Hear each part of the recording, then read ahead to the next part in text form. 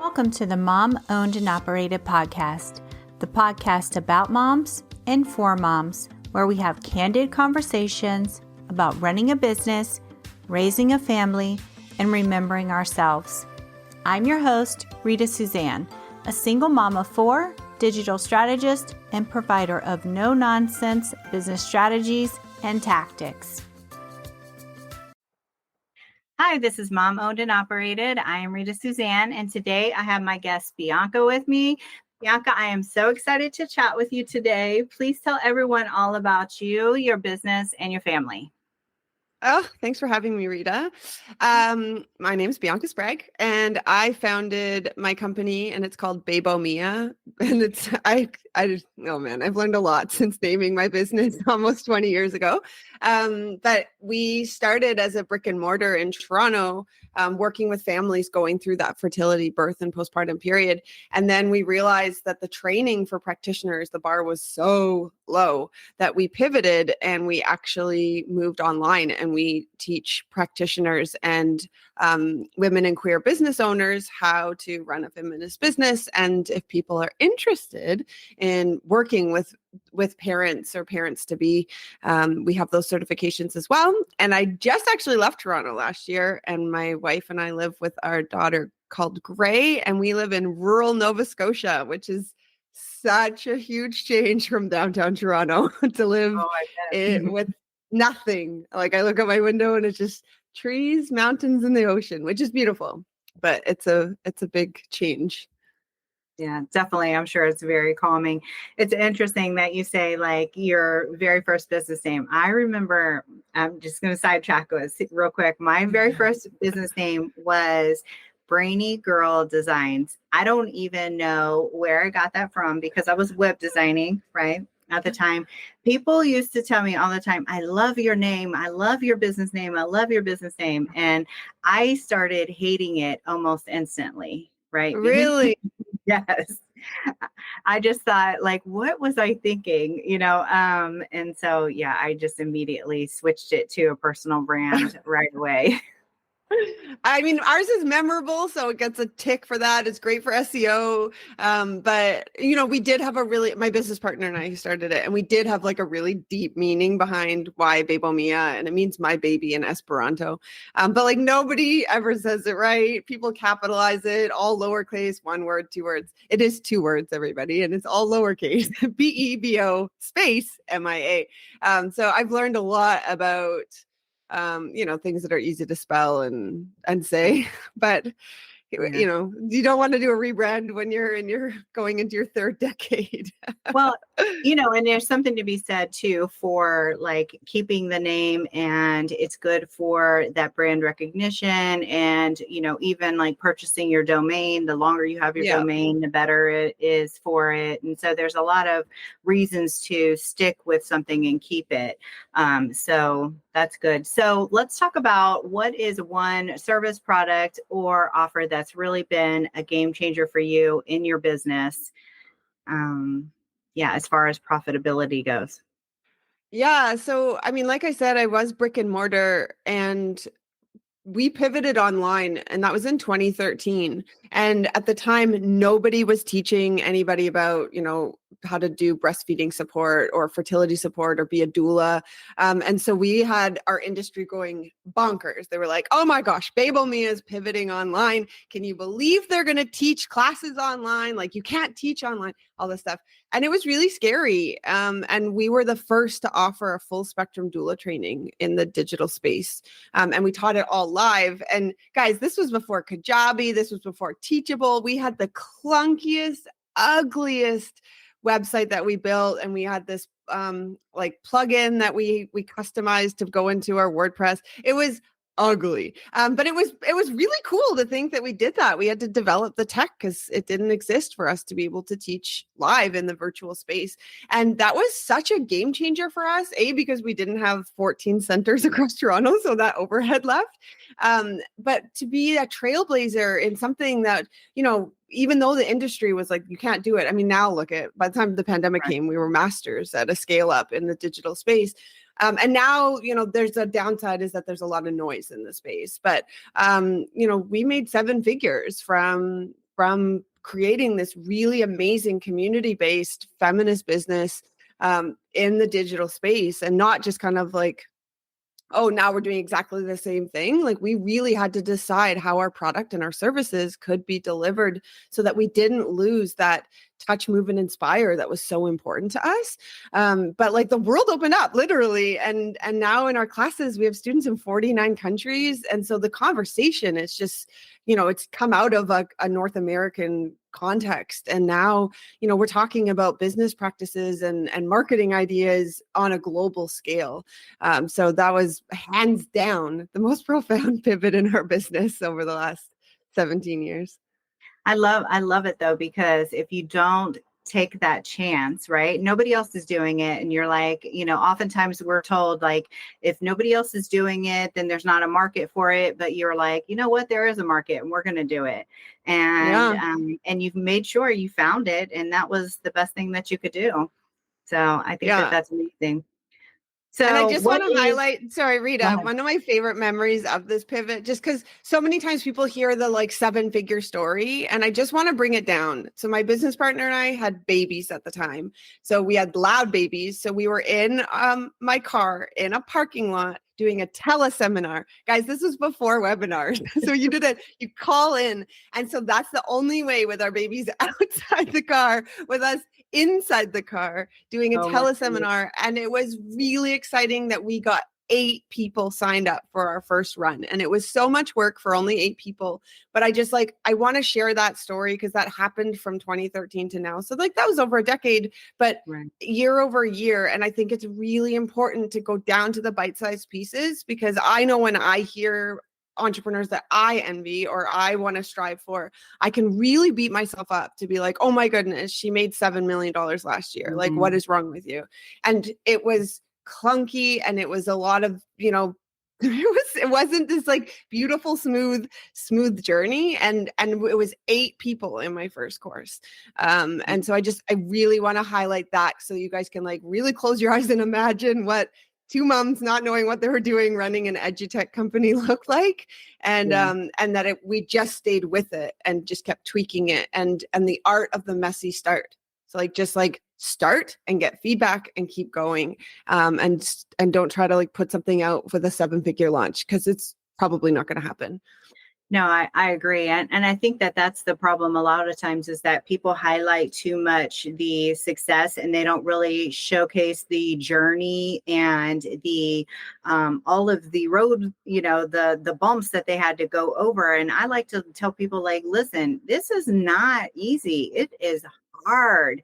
So no matter what, like, yes, we're talking about all of the successes that we've had in our business. That's what we're going to talk about today. What's working for you, what's actually going well, but by no means has it ever been easy. And it's not going to continue to be easy. Even when you start making money, it's still challenging. There's still challenges that come up in the process. And so I think that that's a really good point for people to take away and just say, yeah, like, I think that often social media makes it seem like, oh yes, you could be over here too, sitting on the beach with your laptop making $1 million in 5 minutes.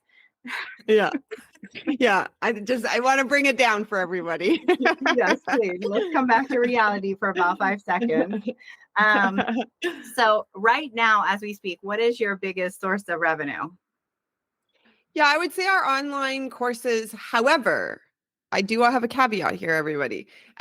You have to be ready to pivot, and it can be really hard pivoting. You can let go of things you really loved. Sometimes it's deeply uncomfortable. Sometimes it feels overwhelming, because while you're pivoting, you're essentially doing 2, maybe even 3 businesses as you're like trying to decide what that looks like. And so I've noticed that fewer people want to invest in education in the same way.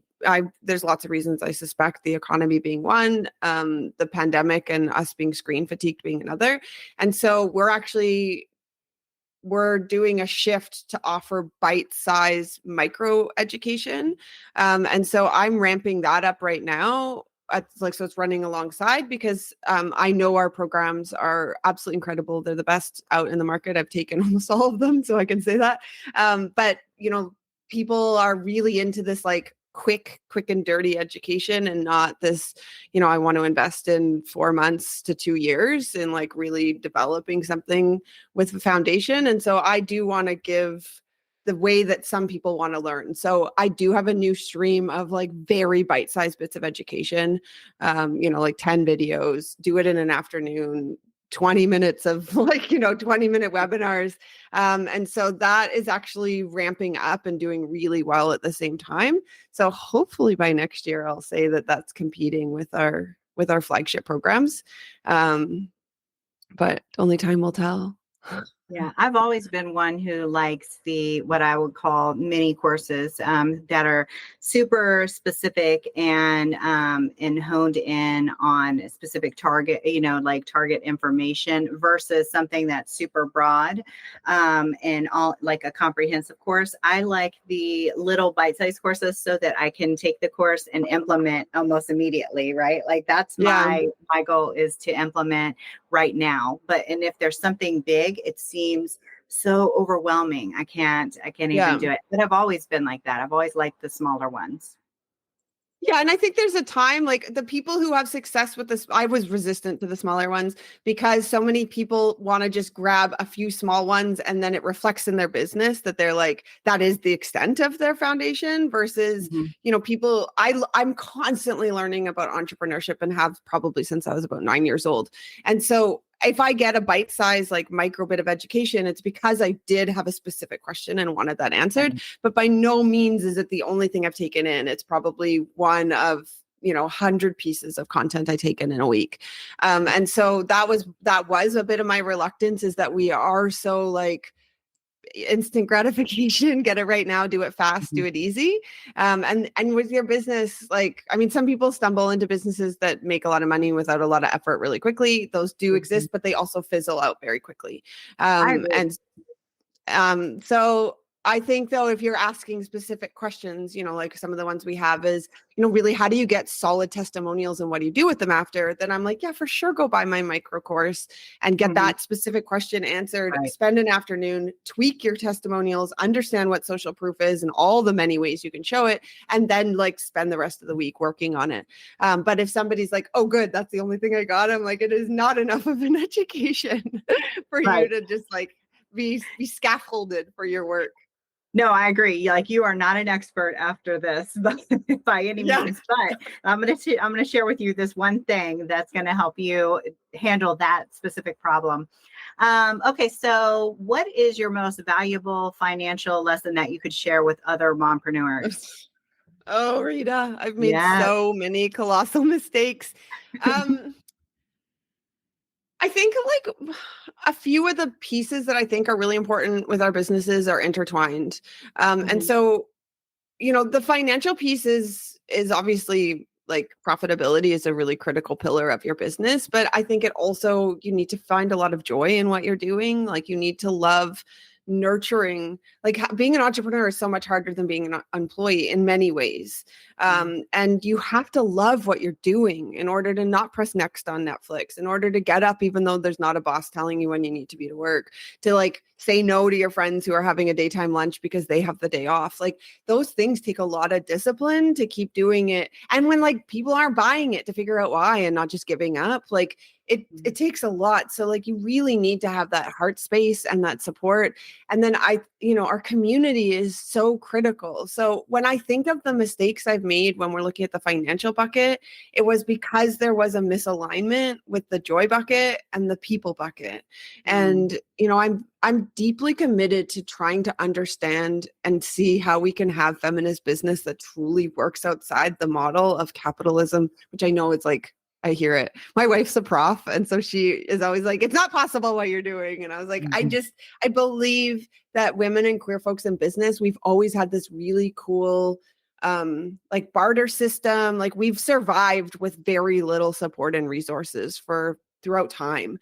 And so anytime I would say something like I messed up in the financials. So like one, for example, was like Meta pivoted and we didn't. And something that used to be, so Meta, for anybody that doesn't know, that's the monster that owns most of social media, mainly being Instagram and Facebook, and it's taken over, and we've become incredibly dependent upon it.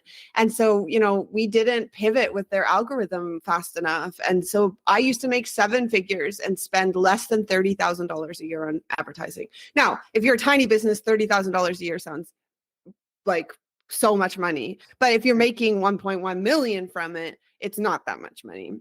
Mm-hmm. But that scale, no matter what, was always perfect. We knew if we put X in, Y would come out, like without fail. And then the pandemic happened and the algorithms changed and everything, like just how people engage in social media. And that's just one example, is that I that trifecta for me was out of balance, and I spent thousands and thousands and thousands of dollars a month and never made anything. So I was putting in X, and then I was like, well, what about if I put in Z? What about if I put in Z squared? And nothing was coming out the other side, which has been a really terrifying couple of years. And so that really made me have to look at, like, okay, what are we doing here? And turning up the joy and turning up the people and turning up the community to balance out this piece. I know that sounded really, like, probably a bit complicated, but I found that I can always identify these colossal mistakes I've made, as well as anytime I got stuck with bright and shiny things, like you should get a booth at a trade show, and then you spend $25,000 and nothing happens from it. So I have lots of those too. They're Right. fun. Right. I know. And those are just, every action is a lesson, right? Okay, so since we mentioned it a little bit, let's talk about marketing. So one thing that I always love to talk about is, like, what marketing tactic or channel is working best for you in your business. And we spoke a little bit about not using social media to grow your business. So let's dive really deep into that. Yeah. So y'all get your pens and paper out. Like, this is a game changer here. So I just want to quickly touch on the trap of social media. We've been promised so much from social media, and all of you, I mean, some of you might have Etsy shops and stuff, in which case you're hitting a more global market, but like really you're going to have the most success if you can really localize your business. But if you're doing any kind of service, it's as far as you can drive. And so what you want to do is actually use social media as a bit of a tool, like use it in the way that we can as small businesses. So I have Bebo Mia, but I also am a doula. And so, like, I have my local business where I serve families. So I'm going to use that one as an example. So one of the things is we have this trap where we are trying to go viral with our stuff. We're trying to go viral on TikTok. We're trying to go viral on Instagram and on Facebook. And the reality is you're going to spend a ton of time and it's not going to be the ROI.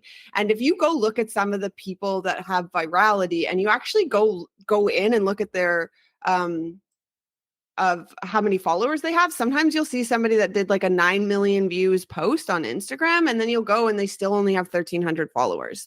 And Right. so if we're trying to chase this thing that is always like, it's always elusive. Like sometimes you get one, I'll put up a post and 25,000 people like it right away. And I was like, really? And then I put one with so much heart and content and information and 12 people like it. And I was like, guys, what is happening? So I'm going to break this down into 15-minute tasks you can do that is going to be such a great return on your investment. Because the goal is not virality. The goal is not to have 1 million followers, but the goal is to have a profitable business that people know and respect and talk about. So here's your first task, 15 minutes. You're going to go follow channels of people who are working with your target market. So let's say you're doula. That's a nice and easy one. You'd follow the baby stores. You'd follow massage therapists. You'd follow, the Mommy and Me music time. You'd follow like house cleaning services, all of that. And so you can take your industry. So if you're a massage therapist, you'd go see what else are they doing, acupuncture clinics, like whatever your business is. And make sure you check that those businesses are in alignment. So like, have they posted about your upcoming election, and are they on the side of the fence that you would like to send your people to? Factor those things in. How are they talking about Roe v. Wade's anniversary? Like you really have to understand that, because they're going to be an extension of your business. Okay. So I would try to follow 10 per day. And then you want to start like blowing up their feed, because as you know, as a small business, you notice when somebody shares something, you notice when somebody comments. Like most of us here don't have millions of followers. If you do, congratulations. And this episode's probably not super useful for you, but for the 99.9% of us, this, you do notice when somebody regularly posts. And so, or like comments and shares your stuff. So then you want them to know you. This is the best way to like cold call, is to share their stuff. If they have an event coming up, put it up in your stories, add a thing about them in your newsletter, because these are all going to benefit. You have the same community members, right? So your target market's going to be the same. Like their stuff, comment, DM them. Like you want them to see your business name in their activity feed over and over and over again. Yeah, their notifications. Thank you, Rita.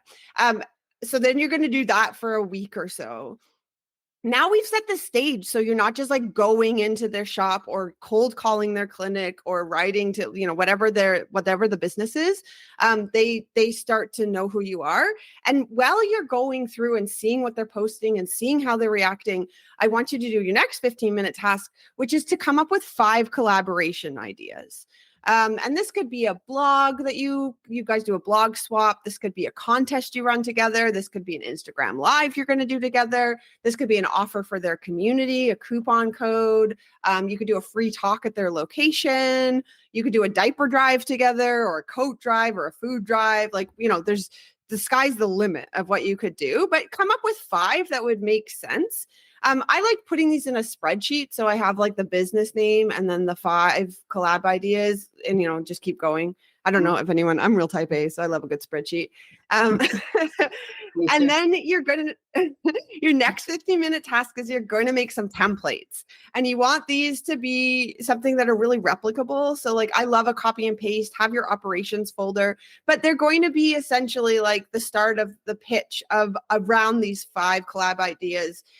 You could come up with more and then like maybe write the channels of which ones, like decide how you want to sort it. But, and this is how you're going to start pitching folks around, hey, like, let's get to know each other. Now, I just want to put a quick caveat in here. You're going to hear maybe 1 out of every 10 people are going to write back to you. So if you've sent 9 out and you're like, wow, nobody's even reading them, nobody's responded, that's okay. Like, keep going. And so I share that number just so that you can get a realistic idea. If you're going to send 20 or 30, you might get somewhere between 2 and 5 people that will respond. Are you emailing them, or are you messaging them in their DMs? How are you doing this? I personally really like emailing people, but a lot of businesses have contact forms, and I find that there's space for stuff to get lost. You can also say in all of them, so you can send a DM and say, hey, I've sent you over an email. That's what I do all the time. Or I sent something through your contact form, just so you can like connect the person who's blown up their DMs with the person who sent that email. If you're doing everything on your Instagram or your TikTok or your Facebook, then like keep it just in your DMs. Like you can It's up to you. Right. Yeah. And I would, if you don't hear on one, maybe check out in another. That's what I regularly, and nudge, because you guys are all small business owners. So you know what it's like when stuff gets buried in your inbox. So don't be scared of the nudge. You can also ask them out. So here's your next 15 minutes is you can make a plan to go in.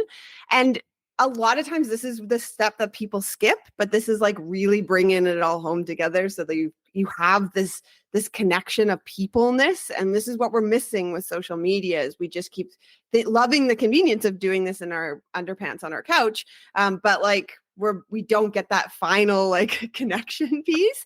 And if you're nervous, so I'm a super introvert, one of the things that I found really helpful before I went in, and so instead of coming in as a smaller business or perceived smaller business and being like, oh, hey, what can you do for me? Like, I'm really sorry to bother you. Like, don't go in with that. What you want to do is you want to go in representing all the clients you will ever have, and you're interviewing them. So if you work with, I don't know, you do plus size care of anything, like you are supporting plus size folks living in a bigger body, fat bodies, whatever language you use, you want to go in and make sure that clinic or that shop or whoever you're working with is size inclusive, that celebrates health at every size, that has, you can ask questions like how are you supporting people who live in bigger bodies? Are there posters reflective of that? Whatever the thing is.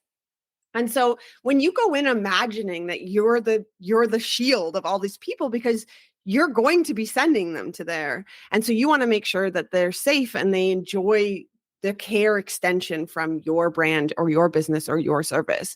And so if you can make a list of a few questions that feel really important. So some of the ones I always ask is, what steps are they taking towards upholding anti-racist, anti-oppressive work? That's always my first question, because I personally work with equity-seeking groups exclusively. And then I would ask, the next kinds of questions, which are, depending on what the business is, and but like really making sure that, have you worked with queer families? So I almost exclusively work with queer families, and so I don't want people to be stumbled over like, pronouns or family makeups or polyfamilies. And so these are the things that I make sure that, and not people are like, didn't you see our pride flag? To be like, no, have you worked or do you serve these families? And so if you can imagine now, I'm just going to do a quick recap of your 15-minute tasks. You're following those channels. You're blowing up their notifications. You're going to come up with those collaboration ideas. You're going to make those templates so that you can just copy and paste and modify. Again, if you want to collaborate with 10 people, you got to send out about 100, just so that we have reasonable expectations. Then you're going to ask them out. You can bring in a coffee, bring in helpful snacks, take them out for lunch. I don't know, whatever the thing.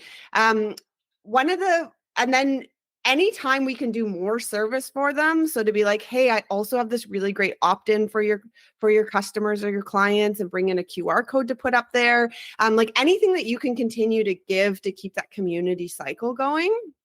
And the goal is not to jump in and promote your business right away. Mm-hmm. And now you want to maintain these relationships. That's maintenance is really important. And you have to do these 15-minute tasks about once a month.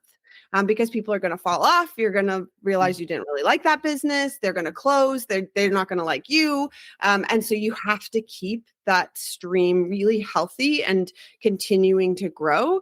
And then they're talking about your company. So that's the whole point at the end of this, is to have 10 to 20 other businesses, they're talking about you.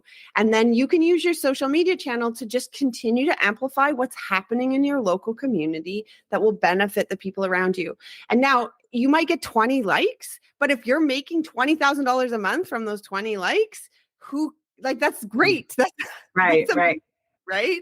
And so that's how our social media channel can actually serve us, is being almost like our yellow pages listing, rather than trying to be, I'm trying to even think of a big channel. I've really curated my stuff to not have it because it really bumps me out, and I do the comparison. No, I get it. I've been telling people too, because people are now, trying to figure out, since our everything has changed, our market has changed. And so I've been talking about the importance of having these 3 tiers for your marketing strategy, right? And the 3 tiers are your social marketing, right? But you're really only spending about an hour on marketing on your social. Really don't let it consume your life. Your online marketing, which is essentially like your website, your email marketing, your SEO, and your Google My Business. But Google My Business is your local stuff, and your local networking and marketing is super important. And I know that a lot of people don't want to do it. So I'm like, just find 1 or 2 events to go to. But I love this as an additional strategy to connect with your local people, because a lot of people are not doing this at all. They're not even local networking, period. But this is another aspect of it that I think is brilliant. So I love it.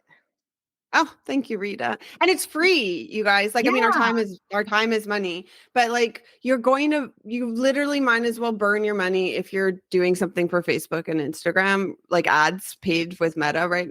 For, again, not if some of you might have global digital products, in which case go about your bad life. But for most of us doing service, or, we're not at that kind of scale, you're trying to compete with people who have massive budgets, and you have to spend a lot now with Meta to get eyes on your stuff. And this is really how you get that word of mouth going and your posts shared and make it make sense for the people you're serving.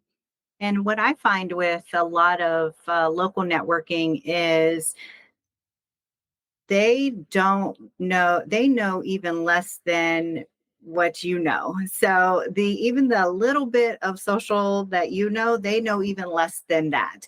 So they appreciate any of the exposure that you're giving them, and they, are valuing any of that interaction that's coming. So I think that it's important to really connect with them. And like you said, it's a great way to increase your revenue. And, Yeah. Stop seeking this metric of followers or likes or shares or comments. That's not really a great, I'm seeking dollar signs. So Yeah. And yeah. I mean, I've put up a post. So I had a couple numbers ready for you guys for this podcast today. I had in the last 14 days a post that had over 300,000 views. And it got me one person on my mailing list and $0. I've Oh, had no. another post that had 25 likes. It was a post, so I didn't have views. And it made me probably about $6,500. And I would take the 25 likes and shares and $6,500 over the metric looks cool when people scroll your stuff to be like, oh, wow, you had over 250,000 people watch this, but it didn't do anything for my mailing list. Oh, that was the other thing. I got 35 people on my mailing list from that other one with 25 likes.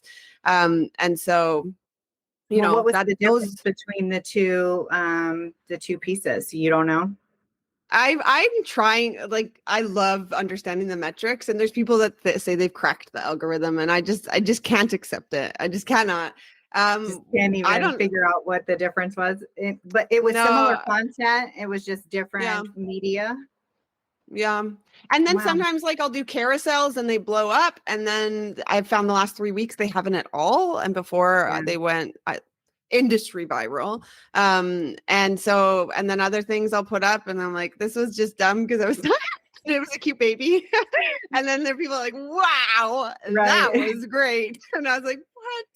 These other There's no posts are rhyme or so much reason. love. Right. No, and I do keep track of it. And there are experts that would say that of course there's a rhyme or reason, and I do what I can with my time to understand it, but it's not my Well, my it's not my last goal guest, on the planet. my last guest was on here, and she was telling me how somebody at Meta, she got information that said the algorithm changes like every 5 or 6 seconds. So there's no way Yeah. that somebody can actually figure it out, because they make it so there's no way that we can figure it out, right? So Yeah.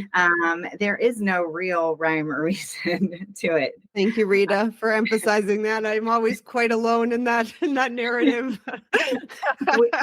We just do the best that we can. And I think the key to social media is just trying to be consistent, and whether or not you're posting, because people won't know about you if they don't know, right? Like if you're not out Yeah. there sharing, then they're never going to know about you. So Yeah. so I think we hit on this a little bit, but how would you define success? I know it's not solely financial, but how would you define it? Yeah, I think if you're really enjoying what you're doing and you're working with people you like working with. So I talk nonstop about niching and people's eyes glaze over because it's less fun than like doing a logo or I don't know, even making ads. Like there's so many elements that people are like, yeah, that. But like you have to love who you're working with. And the niche is really like solving a clear problem for a clear population or group. And I know that there's been times that I've worked with people, that I didn't disclose I was a lesbian, and I came and they had like anti-queer propaganda on their lawn close to election time. And those are the things that I was like, oh man, I wish I could give you my money back and walk out. I mean, now I probably would, but at the time I was in my 20s and then now in my 40s. So I'm a little braver. But there's be things that I was like, I needed to be clear, but I was trying to be the practitioner in the business for everybody. And so when I think of success, I think of, I love the work that I do. I'm making the biggest difference for the most the most people. And then obviously the revenue one is amazing, but I mean, post-pandemic, we were just beat for a multitude of reasons, and it was really stressful, and there wasn't profitability. And so, but I still loved what I was doing, and I still kept going to work every Pushing, day right, and right, right. pushing, because I loved who I served. I loved what I was doing. And I find tremendous joy in my work. I'd have to, like, this journey's been like going to hell and back 6 times, you know, litigations and the economy and a pandemic and losses, you know, like, because you're, as an entrepreneur, you're also an individual. And I had, you know, the death of my dad in that time. I've been divorced twice. Like, you know, stuff happened over this business. And you're parenting, like, it's all of this is also, well, we are doing the lion's share, if not 100% of the parenting and raising of our little people. So it's not for the faint of heart. And I think success is when you can put your head down at night and think, like, I really love my life. I love what I'm doing. This is worth it. And that's, like, I'm so clear that that is the mark of work that feels right and is right for you. Yes, I agree. Okay, so let's pivot a little and let's talk about your favorite tools. Do you have any tools, apps, software, anything that you're using that is making your life a little bit easier and more efficient? Well, I love my Google Suite. We got on it back when they were like, hey, there's this thing called Google Suite that's brand new and free, many, many years ago. And now it's very expensive, which is a bummer, but I saw what Google did. Well played. We got wildly dependent. Right. So I really like that. I think Canva is so incredible. How clunky it was. You know, I'm not a graphic designer. And so, you know, clunking along on my MacBook for all those previous years. Canva is incredible, and I would highly recommend the pro version. It takes away the need to have so much of your Adobe suite. Like most apps, you can just wipe now with the pro Canva and all the things they've included. I really like that. And I do like ChatGPT, but I have like so many caveats and like circles and like notes coming off of it because it's not as one would use. And I never, ever use ChatGPT copy. It's like, you can pick it out of anything. Anybody that says you can't, even if you've trained it to do your brand voice, it just doesn't write the way a human does. But it does have really cool features. For example, I love ManyChat. Okay, that's I think my last one, ManyChat. I mean, I run edutech companies, so I have like 50 apps that we use, and our business 100% depends on them.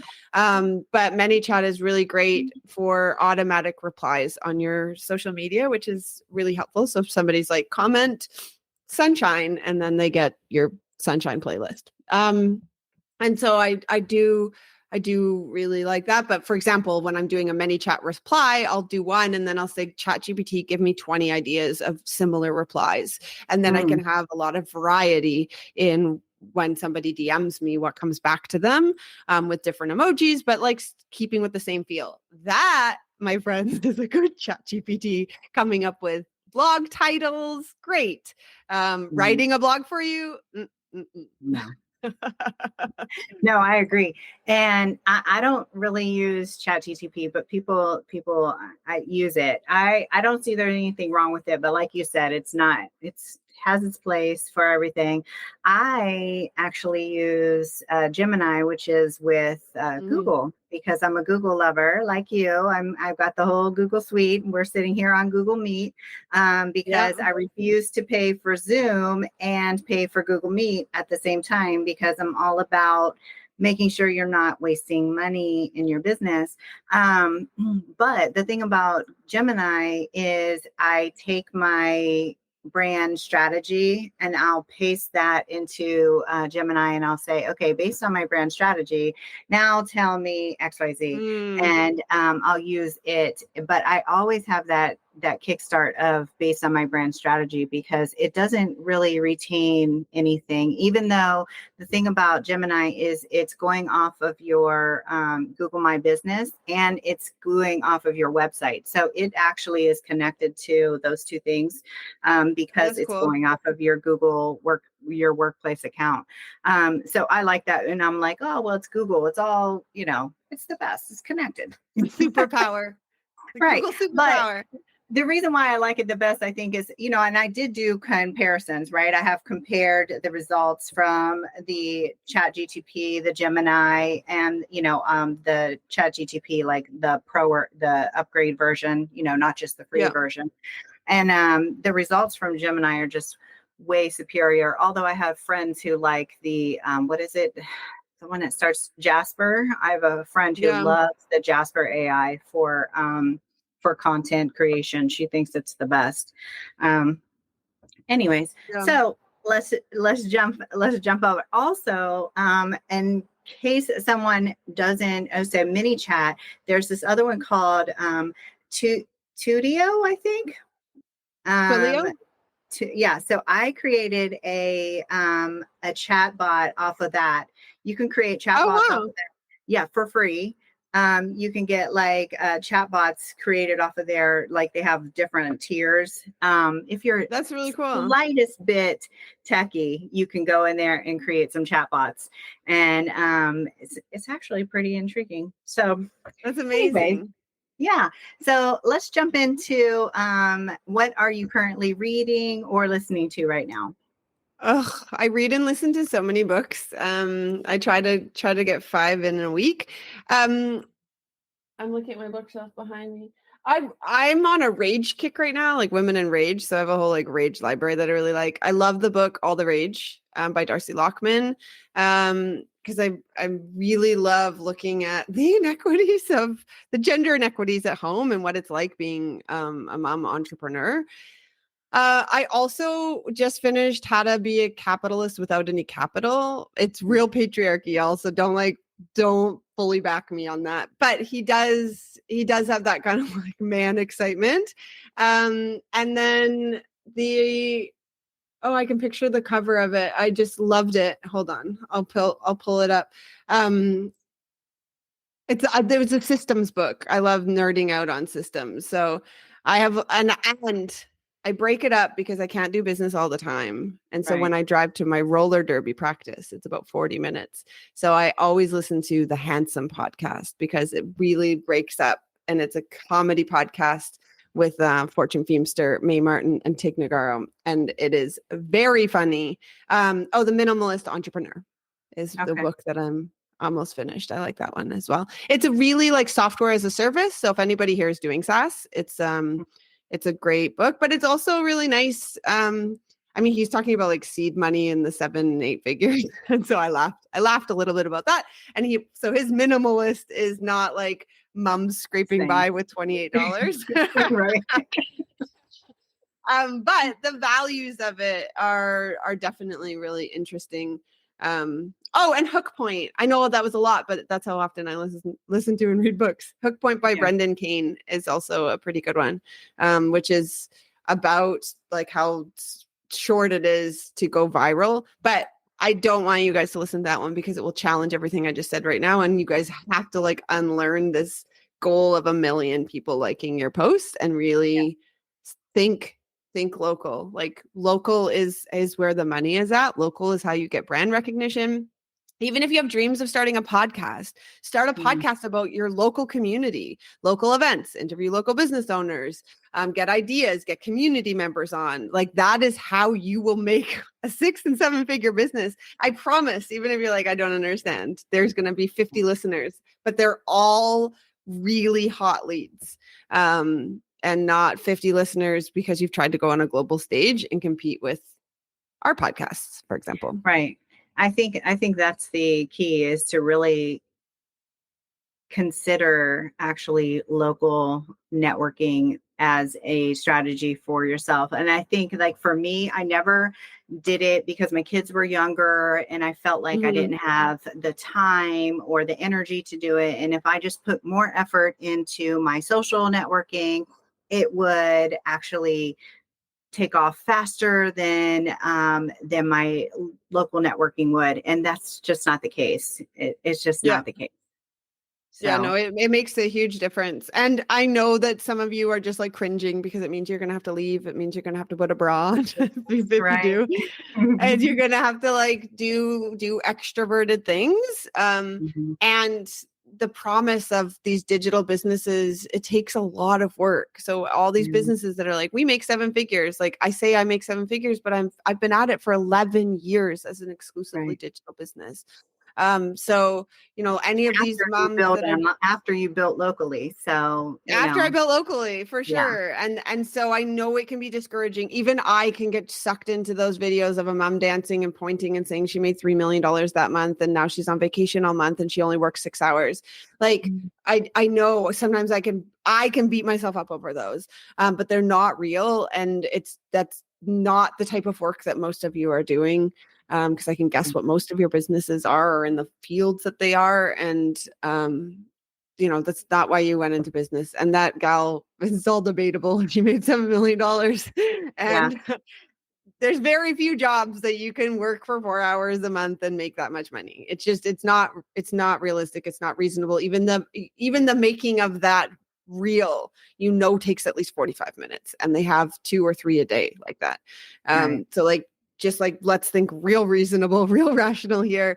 So make sure everybody in your local community knows you, loves you, thinks you're wonderful, sees you at community events. And honestly, your roster, your roster will be full, your products will be off the shelf or off out of your garage or wherever they are. I love it. Okay, so let's briefly talk about self-care, and then we're going to tell everybody where you are online. Yeah, self-care, I'm big on it, but I think self-care, what it looks like I'm supposed to be off this week. I've done a very terrible job because I'm in a really excited, creative state. So I've actually worked every day that I'm supposed to be off because I want to. And so I think self-care can look differently like that. I also make sure I have lots of hobbies that are just mine, that are very different than my work. I play roller derby. So, and I have since I started my business. So that's like a really nice compliment to my gentle birthing practices. It's very aggressive, violent sport. And, I always make sure I'm learning a language. I'm learning things. I laugh a lot. Oh, my favorite self-care tip, y'all, is when you're working, you're working. And when you're not, you're not. Turn off your notifications. Don't go to bed looking at your emails. You're the only one that can create discipline around this. And the act of doing that it's so life-changing. It will get your cortisol down. It will get your life back. So if your kids are around you and you're still trying to email this client back and they're nagging at you and you feel that sweaty armpit, your tummy's in knots, and you're so overwhelmed, you have to decide if it's a work time and then you leave the room and you answer the email, or it's a not work time and then you have to close it and acknowledge your children because that's what you're doing in that time. And I single parented through most of my business. So I do want to put out that I'm not I passed it off to my partner. I was alone and it was really hard. And this was my saving grace. And so make a time. And after 6 p.m., you literally turn off your notifications and don't open your laptop. Don't look at your phone. And anything that's a crisis will be there tomorrow. And you can't do a lot after 6 p.m. anyway. And so that would be my this will be my top life-saving business tip. I agree. I haven't had notifications on my phone for 9 years. So I agree. There you go. Yeah. So where are you at online? Where can everyone find you?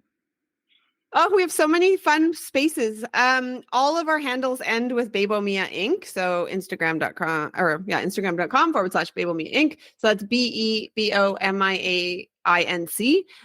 Facebook and Instagram are the channels that I really enjoy and our team really enjoys being on. So you can always hang out in our community there.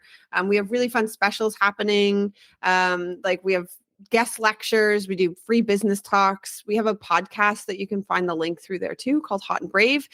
And we actually made a page for your listeners specifically. So if you go to bebomia.com/moo, MOO, you can check out a little bit more about our conversation here today and find some of those links that are easier. So you don't have to remember anything I just said besides bebomia.com/moo.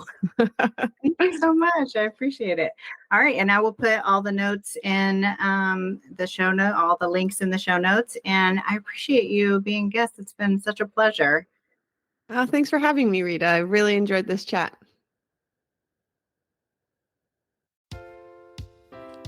And there you have it. I want to encourage you to remember that being a mom who runs her own business is not easy. We all struggle, but just keep moving forward and don't forget to make time for yourself. As moms, we are usually the first thing to go to the bottom of the list. If your business is overwhelming you and you need real solutions, not just some sugar-coated suggestions, apply to work with me at ritasuzanne.com/apply.